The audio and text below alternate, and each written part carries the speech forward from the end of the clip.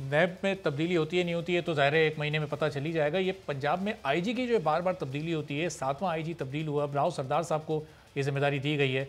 ये इसकी क्या वजह है? ये हुकूमत पंजाब आईजी को कोई टास्क देती है, वो टास्क मुकर्रर मुद्दत में वो पूरा नहीं कर पाते।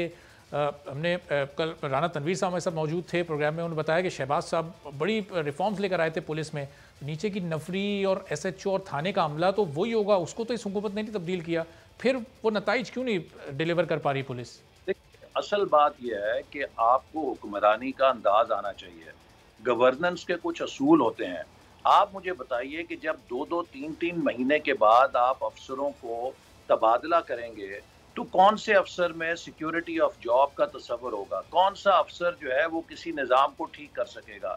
1 से 3 महीने तो आपको किसी भी नई जॉब पे जाके उसके तकाज़े, उसका सिस्टम समझने में लगते हैं। जो ही वो ऑफिसर सेटल होता है उसको आप अप्रूव कर देते हैं। दूसरी बात ये है कि इनका जो पैमाना है वो ये अफसरों से नताइज मांगते हैं जो आउट ऑफ मेरिट हों। ये अपने लोगों को खुश करने के लिए हर नाजायज़ फरमाइश अफसरों से करते हैं और जब अफसर इनके नाजायज़ काम नहीं कर सकते तो ये उनको निकाल देते हैं। इससे क्या हो रहा है कि अफसरों के अंदर मज़ीद अदम तहफ़्फ़ुज़ का एहसास हो रहा है, डिमोरलाइज़ेशन हो रही है। और अब बहुत सारे मैं अच्छे अफसरों को जानता हूं जो इस हुकूमत के साथ किसी फील्ड पोजीशन में आने के लिए तैयार नहीं है। वो कहते हैं कि हम इनके नाजायज काम नहीं करेंगे, ये फिर हमें रुस्वा करेंगे, उठा के अचानक यकलक ट्रांसफर कर देंगे, तो बेहतर है कि आप कहीं सेक्रेटेरिएट में जॉब कर लें, कहीं साइट के ऊपर हैं जहाँ पे कुछ परमानेंस हो। तो ये हुकूमत तो एक डिजास्टर है कि एक इमरान खान और उस्मान बुज़दार को हुक्मरानी सिखाने के लिए पाकिस्तान का जो सबसे बड़ा सूबा पंजाब है उसको दांव पे लगा दिया, उसकी एडमिनिस्ट्रेशन की तबाही कर दी है, एनार्की कर दी है, जिसका नतीजा ये है कि तमाम इंतजामी निज़ाम जो है वो तहस नहस हो चुका है। लेकिन ऐसा सब ज़ाहिर है इस हुकूमत को घर भेजने का मौका भी आपको मिला था जब पीडीएम मुत्तहिद थी, पीपल्स पार्टी ने अदम एतमाद की तजवीज़ भी पेश की, फिर नून लीग ही आप ही लोग इस बात पर नहीं मान रहे थे कि उस्मान बुज़दार के खिलाफ तहरीक अदम एतमाद लाई जाए, पंजाब हुकूमत को गिराया जाए। पीपल्स पार्टी आप पर इल्ज़ाम लगाती है कि अगर ये अपनी मुद्दत पूरी करती है पंजाब हुकूमत और वफाकी हुकूमत, तो इसमें नून लीग का किरदार सबसे अहम होगा। देखिए, इस वक्त पंजाब के अंदर कम अज कम 20 एमपीएस का फर्क है हुकूमत और अपोजिशन का। पीपल्स पार्टी के पास सिर्फ 6 एमपीएस हैं। आप मुझे बताइए कि 6 एमपीएस के साथ कैसे अदम एतमाद हो सकती है? और अगर एक नाकाम या किसी नंबर्स के बगैर आप अदम एतमाद लाएं और वो डिफीट हो जाए तो उससे हुकूमत को एक नई ताकत का टीका लग जाता है। तो कोई ऐसी चीज कि जो नापायदार शाख के ऊपर आप आशियाना बनाने की कोशिश करें, वो देरपा नहीं होती, वो उल्टा नुकसान कर देती है। तो इसलिए हमने पीपल्स पार्टी से कई दफा कहा है कि अगर आपके पास कोई नो कॉन्फिडेंस का ऐसा फॉर्मूला है तो पहले बताएं तो सही ना वो कौन से लोग हैं।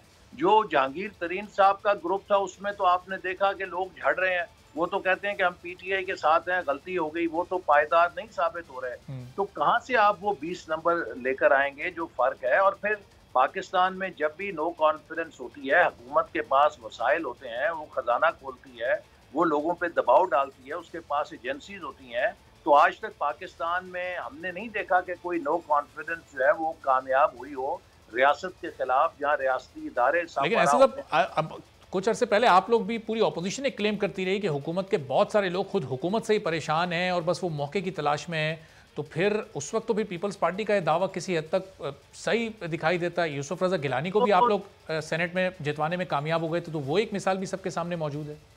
उसके बाद फिर जब यूसुफ रजा गिलानी साहब सेनेट की सीट जीतने में कामयाब हो गए, उसके बाद चेयरमैन सेनेट के ऊपर क्या हुआ, वाइस चेयरमैन सेनेट के ऊपर क्या हुआ? क्या वो अक्सरियत जो अपोजिशन के मेंबरान की थी वो अपने चेयरमैन और डिप्टी चेयरमैन को कामयाब करा सकी? नहीं करा सकी। वो फिर वही हॉर्स ट्रेडिंग हुई, वहाँ पे खरीदो फरोख्त की गई। तो इसलिए मैं समझता हूँ कि ये कहना आसान है, करना मुश्किल है। लिहाजा एक रास्ता था इस हुकूमत से निजात का कि अगर 26 मार्च को लॉन्ग मार्च के बाद सारी की सारी अपोजिशन मुस्ताफ़ी हो जाती, तो फिर कोई और रास्ता नहीं था सवाए नए आम इंतखाबात के। ज़िमनी इलेक्शन 400 सीटों पे नहीं हो सकते, लेकिन उस वक्त पीपल्स पार्टी ने हमारा साथ नहीं दिया। ये उनका हक है, उनकी अपनी सियासत है। लेकिन अगर सारी अपोजिशन मिलकर उस वक्त इस हुकूमत पे इस्तीफे दे के एक फैसला कुन हमला करती तो उससे हम कामयाब हो सकते थे। बदकिस्मती से ऐसा नहीं हो सका। सही। अब ऐसा था, वो टाइम तो गुजर गया। अब इस वक्त फिर पीडीएम का मकसद ये क्या है? कराची में आपने जलसा किया, आगे एक और प्लान दे दिया, बिलावल साहब सिंध के बाद अब पंजाब में पहुंच चुके हैं। अब ये ऑपोजिशन अलग अलग होकर, ज़ाहिर नून लीग और पीपल्स पार्टी दो बड़ी जमातें हैं, अलग अलग ऑपोजिशन करके आप लोग क्या मकसद हासिल करना चाह रहे हैं, या सिर्फ ये इलेक्शन की तैयारी हो रही है, बस वक्त गुजारना है? देखिए, जो जमहूरियत है इसके अंदर बुनियादी किरदार पब्लिक ओपिनियन का होता है। जब आप पब्लिक ओपिनियन मोबिलाइजेशन और फॉर्मेशन करते हैं तो उससे फिर आपको सियासी ताकत मिलती है, उसी से सियासी रास्ते निकलते हैं। जब पीडीएम ने अपनी 6 माह तहरीक चलाई, आपने देखा कि उसके बाद पै दर पे हमें 10 इंतखाबी जो मार्के हुए उसमें कामयाब। तो पीडीएम जो अब फिर अवामी राब्ता मुहिम शुरू कर रही है, उससे पाकिस्तान के अवाम के पास अपना केस लेकर जाएगी।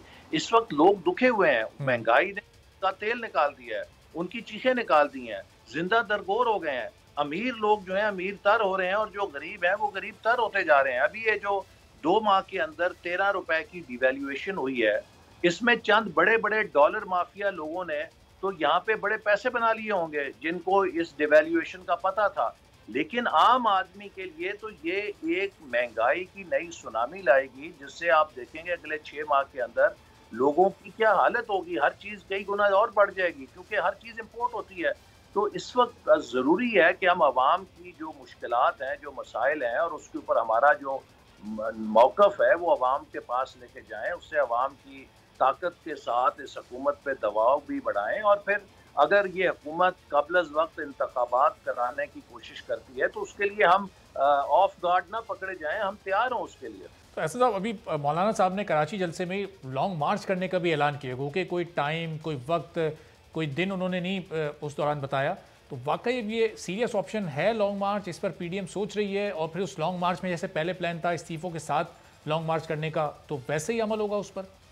देखिए, इसका इन्हिसार उस मोबिलाइजेशन के ऊपर है। अगर स्ट्रीट मोबिलाइजेशन उस सतह पे चली गई जो हम चाहते हैं और अवाम उसमें शरीक हुए, तो उसको फिर उसकी रोशनी में हतमी तारीख का फैसला किया जाएगा। लेकिन अभी पहले मरहले के अंदर हम चारों मुल्क के सूबों में जाके राब्ता अवाम मुहिम में अवाम के सामने अपना मुकदमा रखेंगे, इस हुकूमत की नाकामियों को उजागर करेंगे, और इसी पॉलिटिकल मोबिलाइजेशन से इंशाअल्लाह ताला वो लॉन्ग मार्च जो कि हुकूमत के लिए एक ड्रोना ख्वाब है वो भी अमल में आएगा। और ऐसा ज़रा इलेक्ट्रल रिफॉर्म्स पर इस वक्त ये हुकूमत बयानात की हद तक तो हमें कुछ संजीदा दिखाई दे रही है। मशीन्स का डेमो भी हुआ, कुछ टीवी प्रोग्राम्स में भी उस मशीन को लेकर जाया गया। तो वो मशीन आपने देखी, उस पर एतराज़ात नून लीग को क्या हैं? क्यों आप लोग उस मशीन को नाफिज होने से रोक रहे हैं? उससे शफाफियत नहीं आ सकती है इलेक्शन में, आपको लगता है? देखिए, जो इलेक्ट्रॉनिक वोटिंग मशीन है पूरी दुनिया के अंदर ये मुस्तरद हो गई है। हत्ता ये कि जर्मनी, आयरलैंड, अमेरिका, बड़े बड़ी जो जमहूरियतें हैं जिनके पास हमसे ज़्यादा पैसा है, उनका वक्त हमसे ज़्यादा कीमती है, लेकिन उन्होंने भी सुप्रीम कोर्ट जो जर्मनी की है उसने तफसीली फैसले में कहा कि इलेक्ट्रॉनिक वोटिंग मशीन से आप सिक्योरिटी ऑफ बैलेट को यकीनी नहीं बना सकते। इसमें इस बात का भी एहतमाल है कि ये टेम्पर हो सकती है। इसमें इस बात का भी एहतमाल है कि जो वोटर आइडेंटिटी है वो सीक्रेट नहीं रह सकती। तो लिहाजा उन्होंने इसको मतरूक कर दिया है। भारत के अंदर जो मिसाल दी जाती है कि वहाँ ईवीएम चलती है, भारत का और हमारा मसला बहुत मुख्तलिफ है। भारत में इलेक्ट्रॉनिक वोटिंग मशीन मुतारिफ होने से पहले वहाँ के इलेक्शन के निज़ाम और इलेक्शन कमीशन पे अवाम का एतमाद बन चुका था, और वहाँ पे रियासत गैर जानिबदार है।